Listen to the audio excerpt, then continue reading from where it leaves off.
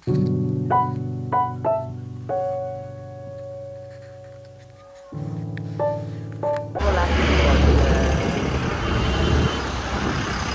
सुरु भइसक्यो यहीँबाट ट्याक्क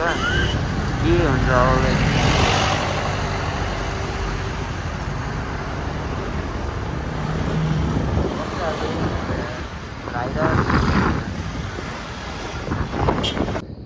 ल यार यहाँ रोकेर ट्याक्क हिमालको भ्यू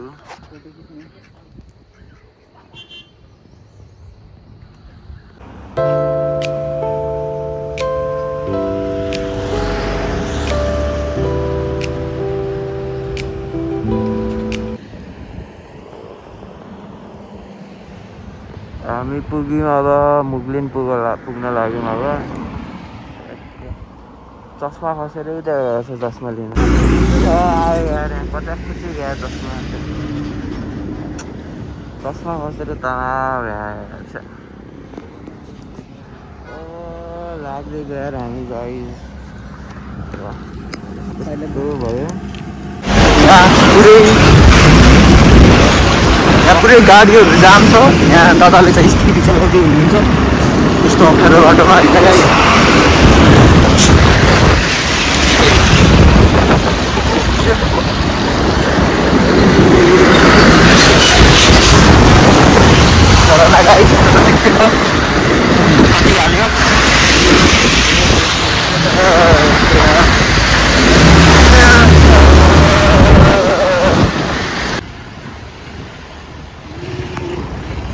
गाड़ी जाम था यार पूरे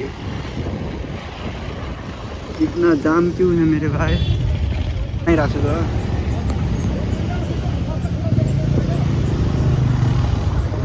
मां कसम ल केटा यहाँ जाम छ यहाँ यस्तो यार जाम छ अब म छिराइदिन्छु यहाँबाट तर भ्यू पनि हेर्नु है केटा फेरि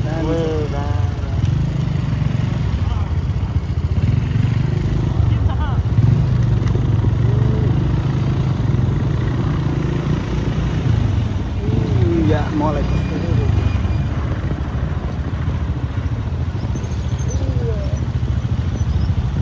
चच्चा रुकिए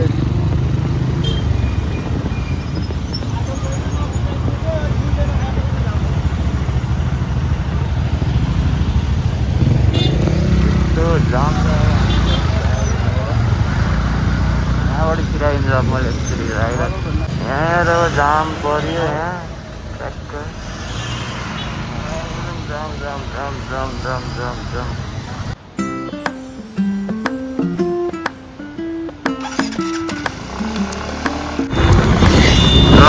केटाहरू हामी अब यहाँ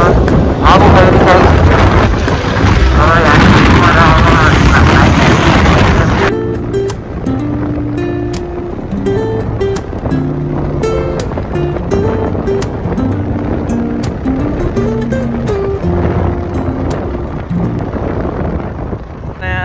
स्कुटी चाहिँ सुशीलले चलाउँदैछ मलाई हल्का झ्याउ लाग्यो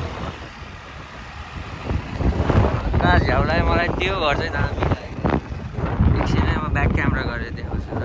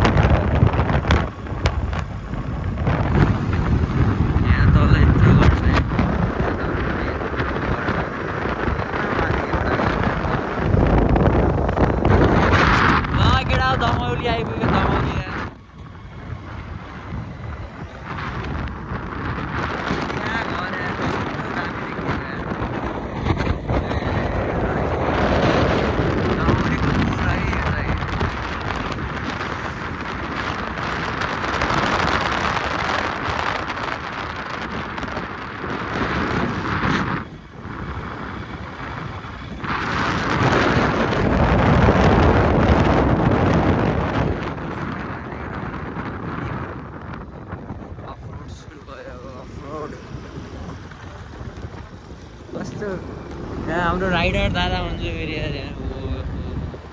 बिहानदेखि मास्क लगाएर फेरि राइड हानेको छ फेरि ट्राफिक देख्दा सायद तर्सिन्छ र पो त लाइसेन्स छैन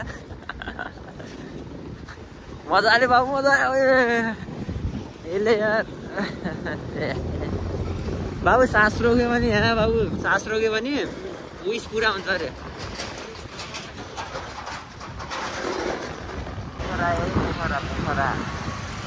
पोखरा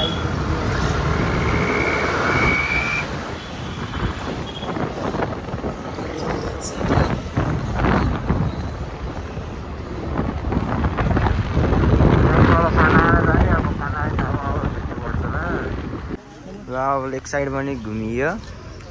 अब चल्दैछ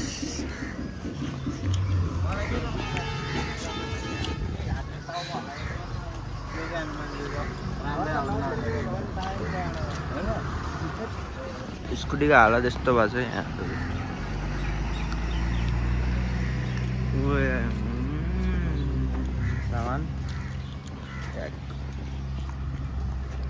फर्स्ट टाइम पोखरा गाइस भालु पहाड पुगिसक्यौँ हामी अब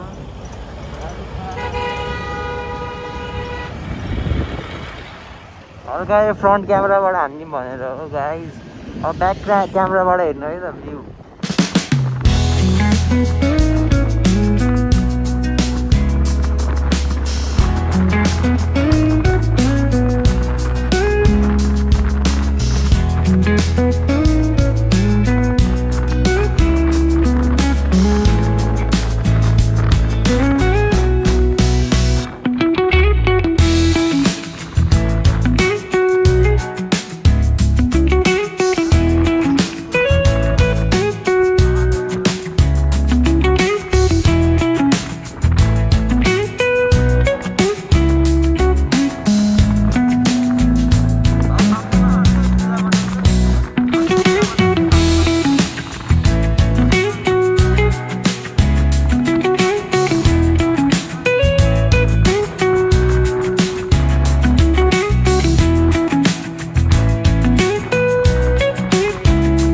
केरा हो बल्ल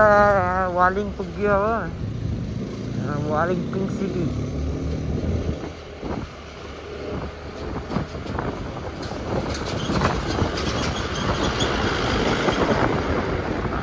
समीरलाई फोन गरेको समीरले फोनै उठाएन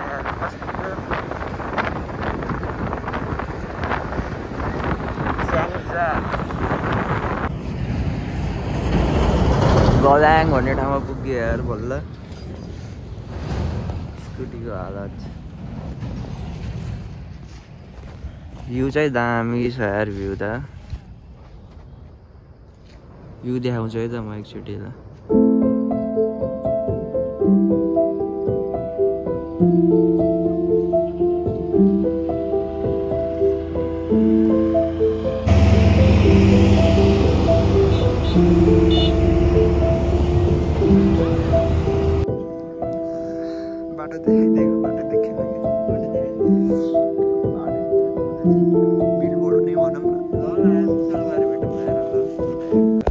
4 लिटर पेट्रोल भइसक्यो अब हिँड्दैछ माइलेज चाहिँ दामी दिएछ यार स्कुटीले पातलो भएर होला दामी दिएर बस त आम्मा यहाँ त 90 भन्दा कम यहाँको भ्यू चाहिँ दामी छ कि 7 कति भयो 7:15 भएछ बुकिङ आकाश यस्तो भन्छ आधी आइदियो नि तेरो भाइ त्यसको त रात्रि भन्छ यति भन्दैन हिजो धुलो त्यहाँ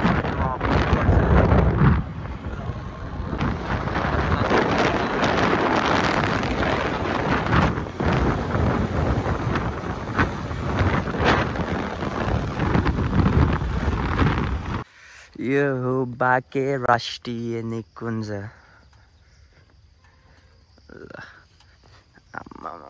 स्कुटी तातेर यस्तो भएछ इन्जिनबाट के कटकट कटकट भइरहेको अब के काम कुरा गरेर आइस अब टी सर्ट निकाल्नु पर्यो कालो कालो भएछ यार मुख त छ यो त बचेछ अरे गोरो देखेछ यार यो चाहिँ ओए डिजे भाइमा हिँडेछ त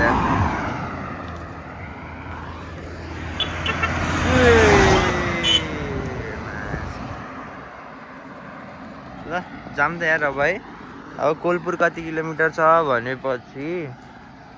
कोलपुर छ 70 रुकै कति किलोमिटर छ यहाँदेखि थाहा हुन्छ कि कति छ भनेपछि 34 भयो। यहाँ ठ्याक्क 1000 पुग्यो भने हामी कोलपुर पुग्छौँ।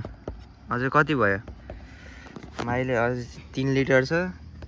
कति दिन्छ 25 25 50 50 60 70 70 किलोमिटर जति दिने भयो लगेज।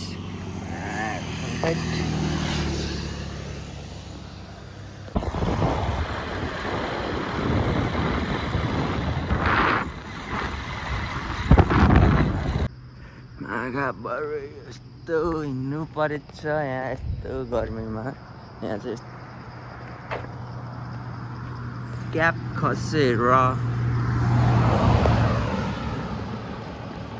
यहीँ रहेछ यार। ल क्याप नखसाल्ने यार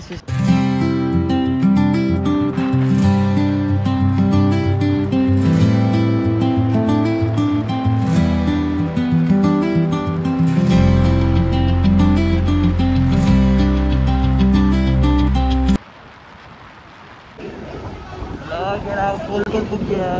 4 घन्टा लाग्यो 4-5 घन्टा 5 घन्टा यता हो र यतै हो जाने बाटो कोलपुर पुग्यो। कोलपुरबाट सुर्खेत अब 3 घन्टा 3 घन्टा लाग्छ। 114 बज्यो 114 बज्यो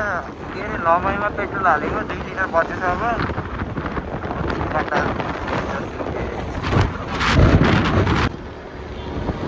पुग्यो छिन्चु।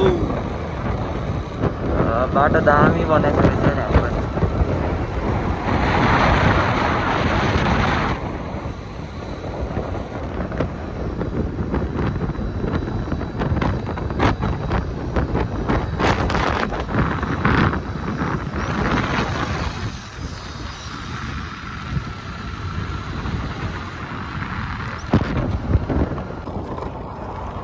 हाम्रो केटा सुर्खेत पुग्यो लास्टमा